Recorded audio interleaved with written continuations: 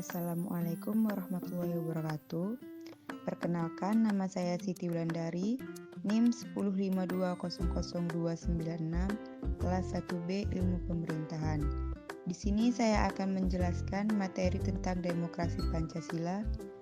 Dosen pengampu Nia Hailiati M.Hum. Yang pertama, demokrasi Indonesia. Demokrasi merupakan suatu jalan untuk melakukan perubahan atas apa yang terjadi di masa lampau, mengembalikan hak menentukan pemimpin kepada rakyat, penguasaan di bawah pengawasan rakyat. Dalam sejarah ketahanan Republik Indonesia yang telah lebih dari setengah abad, perkembangan demokrasi mengalami fluktuasi atau pasang surut. Masalah pokok yang dihadapi oleh bangsa Indonesia adalah bagaimana upaya meningkatkan kehidupan ekonomi dan membangun kehidupan sosial politik yang demokrasi dalam masyarakat yang plural. Yang kedua, macam-macam demokrasi. Yang pertama, demokrasi berdasarkan penyaluran kehendak rakyat.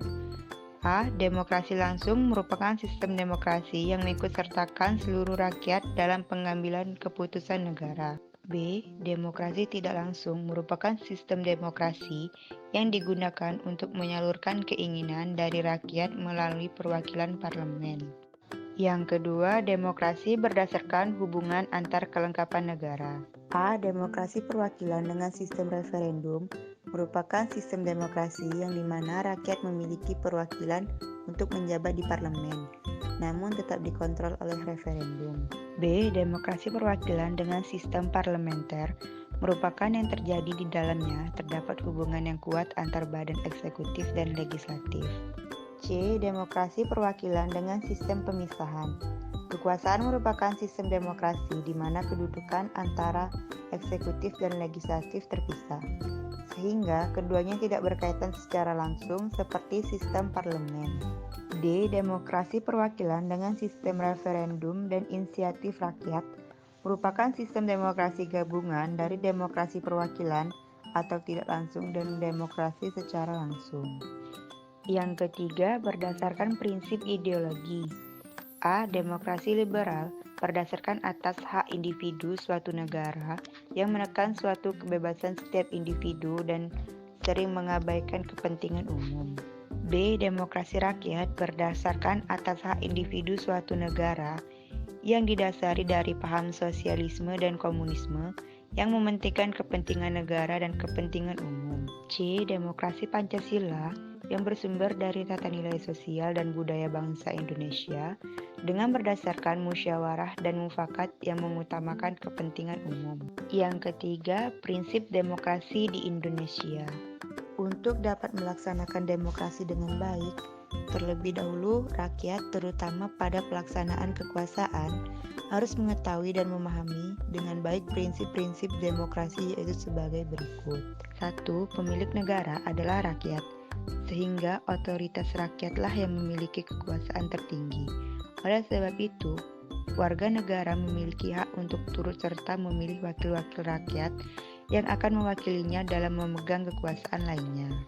2. Orang-orang yang mewakili rakyat untuk memegang kekuasaan tertinggi dalam suatu negara dengan status suatu anggota atau suatu lembaga legislatif haruslah dipilih melalui suatu pemilihan umum yang diadakan setiap 5 tahun sekali.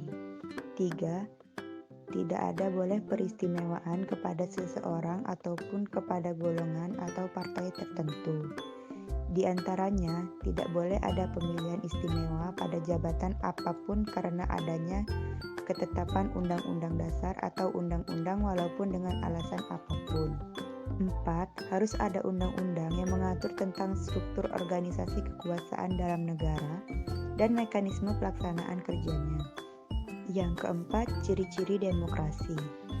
Menurut Henry B. Mayo, mencatat ada 8 ciri utama yang harus diperhatikan untuk menilai apakah suatu masyarakat bersifat demokrasi atau tidak, yaitu sebagai berikut. 1. Adanya penyelesaian perselisihan dengan damai dan sukarela. 2. Adanya jaminan bagi terjadinya perubahan secara damai dalam suatu masyarakat yang sedang berubah. 3. Adanya pergantian pengusaha yang berlangsung secara teratur. 4. Adanya pembatasan atas pakaian kekerasan cara minum. 5. Adanya pengakuan dan penghormatan atas keanekaragaman. 6. Adanya jaminan penegakan keadilan. 7. Adanya upaya memajukan ilmu pengetahuan. 8. Adanya pengakuan dan penghormatan terhadap kebebasan. Yang kelima, unsur-unsur pendukung tegaknya demokrasi. Tegaknya demokrasi sebagai tatanan kehidupan kenegaraan sangat tergantung pada unsur-unsur penopang tegaknya demokrasi itu sendiri.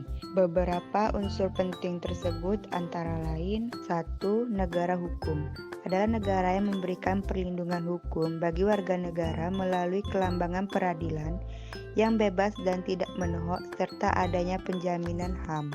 2. Masyarakat madani, yakni sebuah masyarakat dengan ciri-ciri terbuka egaliter, bebas dari dominasi dan tekanan negara, serta berpartisipasi aktif dalam menegakkan demokrasi. 3. Aliansi kelompok strategis. Komponen yang dapat mendukung tegaknya demokrasi, adanya aliansi kelompok strategis yang terdiri dari partai politik, kelompok gerakan, dan kelompok penekan atau kelompok kepentingan, termasuk di dalamnya presiden yang bebas bertanggung jawab. Baiklah, mungkin itu saja yang dapat saya sampaikan. Lebih dan kurangnya saya mohon maaf. Wabillahi taufiq wal hidayah. Wassalamualaikum warahmatullahi wabarakatuh.